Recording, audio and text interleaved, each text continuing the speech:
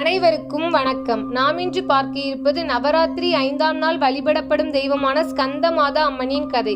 நவராத்திரியின் 5ஆம் நாளில் வழிபடப்படும் தெய்வம் ஸ்கந்தமாதா அம்மன். ஸ்கந்தன் என்றால் முருகன், கார்த்திகேயன் என்று பொருள். மாதா என்றால் தாய் என்று பொருள். எனவே ஸ்கந்தமாதா என்பது முருகனின் தாய் பார்வதி தேவியின் வடிவமாகும். புராண கதைகளின்படி ஒரு காலத்தில் தாரகாசுரன் என்ற அசுரன் மிகவும் வலிமை பெற்று தேவர்களை எல்லாம் துன்புறுத்தினான். யாராலும் அவனை வெல்ல முடியவில்லை. தேவர்கள் மிகுந்த பயத்தில் இருந்தனர். அப்போது அனைவரும் சிவபெருமான் பார்வதி தேவியிடம் சென்று காப்பாற்றுமாறு வேண்டினர். அப்போது பார்வதி தேவியின் தெய்வீக ஆற்றலால் ஒரு சிறு குழந்தை பிறந்தது. அந்த குழந்தைதான் ஸ்கந்தன் என்கிற முருகன். முருகன் தான் பின்னர் தாரகாசுரனை அழித்து தேவர்களுக்கு வெற்றி பெற்று தந்தான். இந்த காரணத்தால் பார்வதி தேவி ஸ்கந்தமாதா என்று அழைக்கப்பட்டாள்.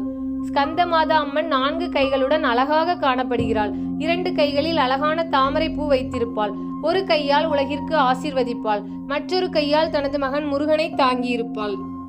அம்மன் சிங்கத்தில் சவாரி செய்கிறாள்.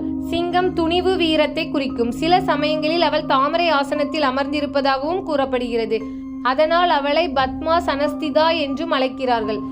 ஸ்கந்தமாதாவின் முகத்தில் எப்போதும் தாயின் கருணையும் அன்பும் ஒளிவிடும். தன் கரங்களில் ஸ்கந்தனை தாங்கிக் கொள்வதால் உலகில் உள்ள ஒவ்வொரு பக்தனையும் தன் குழந்தை போலவே நேசித்து பாதுகாப்பாள் என்று நம்பப்படுகிறது.